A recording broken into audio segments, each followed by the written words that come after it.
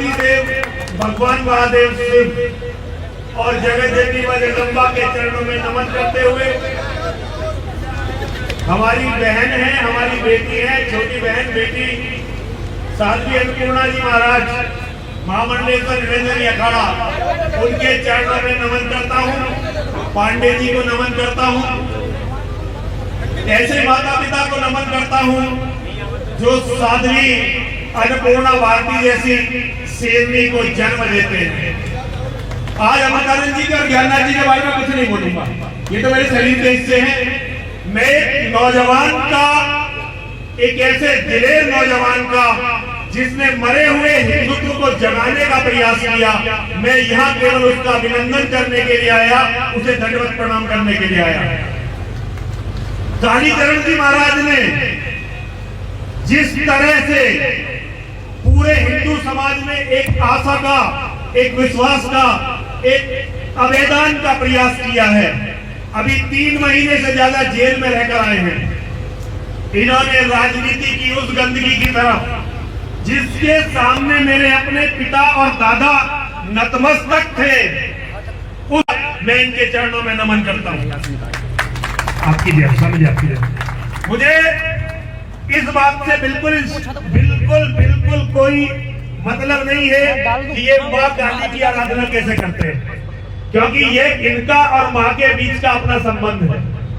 मुझे इस बात से भी कोई मतलब नहीं है कि ये शिव तांडव स्तोत्र का पाठ कैसे करते हैं, क्योंकि ये बाबा जाने। मुझे केवल इस बात से मतलब है कि धर्म के लिए मर मिटने का, बलिदान देने का और जेल जाने का जज्बा जिस नौजवान में है, मैं उसे दंडवत करूं, मैं उसे प्रणाम करूं।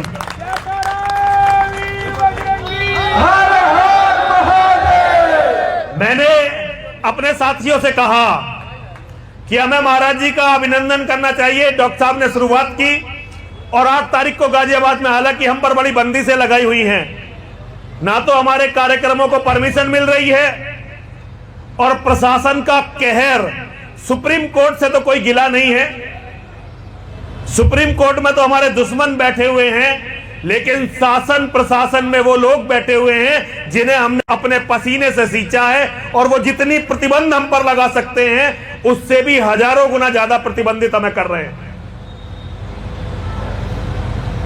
स्वामी जी ने बहुत अच्छी बातें कही, मैं स्वामी जी की एक भी बात को नहीं काटूंगा। स्वामी जी ने जो कहा, एक नौजवान के रूप में उन्होंने अपनी बात कही, और मैं अब एक ऐसे व्यक्ति के रूप में जो जीवन के सारे रंग देख चुका है, केवल 5 से 7 मिनट में अपनी बात कहने वाला हूं बस। राजनीतिक ताकत, एक समय था जब हमारे बाप दादा ये मानते थे कि गांधी और नेहरू यदि इस धरती पर नहीं आते तो हिंदू बचता ही नहीं। ये हमारे बाप दादा मानते थे। मेरे अपने बाबा जी फ्रीडम फाइटर थे। हम गांधी को गाली देते थे क्योंकि हम तो कभी भी गांधीवादी नहीं रहे। हमारा तो आरएसएस में पूरा, हम तो आरएसएस में रहे, फिर हिंदू महासभा में चले गए, तो हम जब गांधी के बारे में बोलते थे वो खाना नहीं खाते थे उस दिन। फिर हमारे पिताजी वाली पीढ़ी आई, वो ये विश्वास करती थी कि इस दुनिया में यदि कुछ अच्छा होगा तो केवल इंदिरा गांधी और राजीव गांधी करेंगे। आज हमारे लोगों की पीढ़ी है, नौजवानों की। आज हमारी पीढ़ी ये मानती है कि इस देश में जो आज सत्ता में है, अगर कोई अच्छा कर सकेगा तो ये कर सकेंगे। इस देश में नारे लगे थे, इस देश में नारे लगे थे, राजा नहीं फकीर है, भारत की तकदीर है। और ये नारे जिसके लिए लगाए गए, उसने हिंदुओं की क्या दुर्गति की, ये सारी दुनिया को पता है। हिंदू की सबसे बड़ी कमजोरी है कि हिंदू राजनीति की शरणागत रहता है, नेताओं के तलवे चाटता है और केवल नेताओं के चंबन के सिवा कुछ करता नहीं। जितनी ताकत आज हिंदुओं के पास है, आप लिखकर रखिए, दोबारा कभी नहीं आने वाली है, क्योंकि इस देश में केवल 2029 तक भारत का प्रधानमंत्री हिंदू रहना है। आप एक बार और भारत का प्रधानमंत्री हिंदू को बना सकते हैं, उसके बाद आपके घर खाली हो जाने वाले हैं। और जो राज के लिए सब कुछ कर रहे हैं, उनके घरों में नौजवान ही नौजवान होंगे, आपके घर खाली होंगे। एक बार और आप अपना प्रधानमंत्री बना सकते हो। अब वो आप किसी को भी बना लेना जिसको आपका मन करे। एक बार और आप उत्तर प्रदेश में अपना हिंदू मुख्यमंत्री बना सकते हो।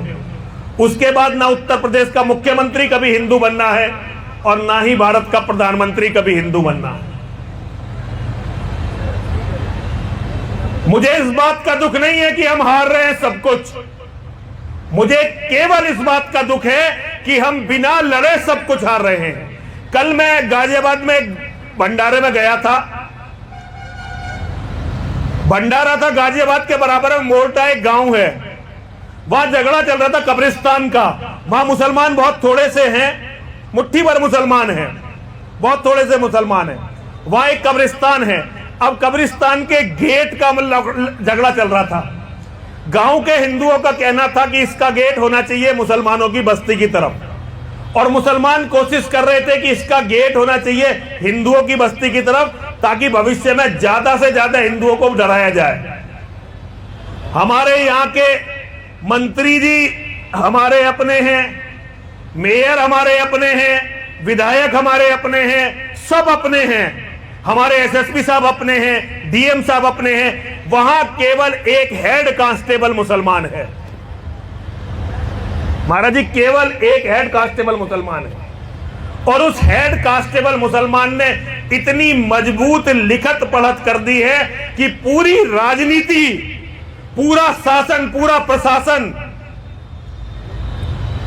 एक उसे कुछ भी बिगाड़ नहीं पा रहा है। और स्थिति यह है कि गेट हिंदुओं की तरफ ही खुलने वाला, क्योंकि जितने लोग विधायकों के पास गए, विधायकों ने कहा भाई हम इसमें कुछ नहीं कर सकते, ये तो हिंदू मुस्लिम का मामला है, हम इसमें क्या कर देंगे, ये तो भाई आपस में सुलझाओ। डीएम साहब के पास गए, डीएम साहब के पास लोग गए, डीएम साहब ने कहा भाई देखो ये तो जो कोर्ट करेगा कोर्ट करेगा। अब कोर्ट में लड़ने के लिए मुसलमान हेड कांस्टेबल तो है, लेकिन हमारे एसएसपी की औकात नहीं है कि वो हिंदुओं के लिए एक बाल बराबर भी कुछ कर दे।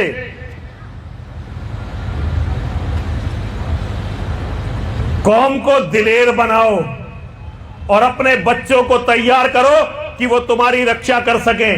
फौजों ने, पुलिस ने, सिपाहियों ने कभी हिंदुओं के लिए कुछ नहीं किया। ये तो राज बदलेगा, और शासन ने, राजनीति ने हमें दफनाने में कोई कसर नहीं छोड़ी। जो नेता योगी जी की बात और है, हम योगी जी का बहुत सम्मान करते हैं राजनीति में, क्योंकि योगी जी संत हैं। लेकिन गाजियाबाद के हमारे क्षेत्र में जाओ, एक नेता बताना जिसने चुनाव के समय हमारे पैर न पकड़े हो, और फिर एक नेता बताना जिसने चुनाव के बाद में यह ना कहा महाराज तुम तो गलत आदमी हो, हिंदू मुस्लिम की बात करते हो, भाईचारा आने दो समाज में। लोगों ने मोदी जी को प्रधानमंत्री बनाने के लिए अपना पसीना बहाया होगा।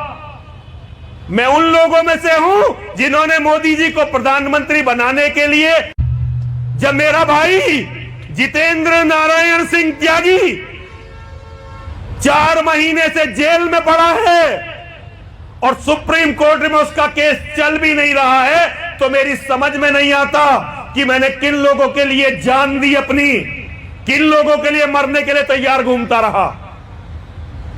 आज हिंदू संगठन केवल एक काम करते हैं, चंदा इकट्ठा करते हैं और समय पर भाग जाते हैं। ये हमारी यही फौज थी, आधी भारत की फौज कश्मीर में पड़ी हुई थी। अभी ये पुलिस वाले सारे मेरे बेटे हैं, सारे।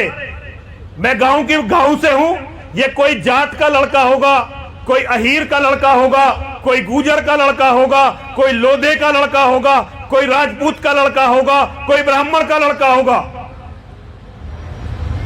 लेकिन ये मेरे लिए कुछ भी नहीं करने वाले, क्योंकि इनके ऊपर बैठे हुए अफसर केवल ये ढूंढ रहे हैं कि ये बाबा कुछ बोले तो इस पर रासुका लगाओ, और ये कुछ भी नहीं कर सकते। क्योंकि एक दिन, मुझे तो छोड़ो, जिस दिन इनके घर में मैं पुलिस वालों के स्वामी जी केस बता सकता हूं कि जब पुलिस वालों की बेटियां हमने बचाई, वो हमारे पैर पकड़ के रोए कि महाराज कुछ भी करके डिपार्टमेंट साथ नहीं दे रहा, मेरी बेटी को बचाओ। इनका भाग्य और मेरा भाग्य अलग नहीं है, लेकिन किस्मत हम भाई हैं। हमें हिंदू को धर्म समझाना पड़ेगा। राजनीति हमने बहुत समझ ली। हम पिछले 1400 साल से राजनीति समझ रहे हैं। इस देश को राजनीति समझाई पृथ्वीराज चौहान ने, राजनीति समझाई पृथ्वीराज चौहान ने। उसके बाद सारे हिंदू राजाओं ने हमें राजनीति समझाई।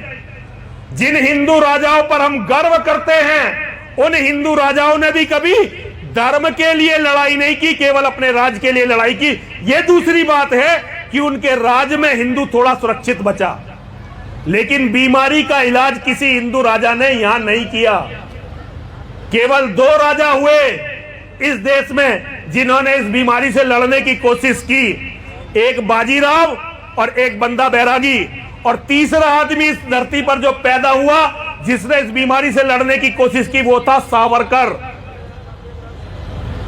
नाथूराम गॉडसे जी जिनके शिष्य थे, वीर सावरकर।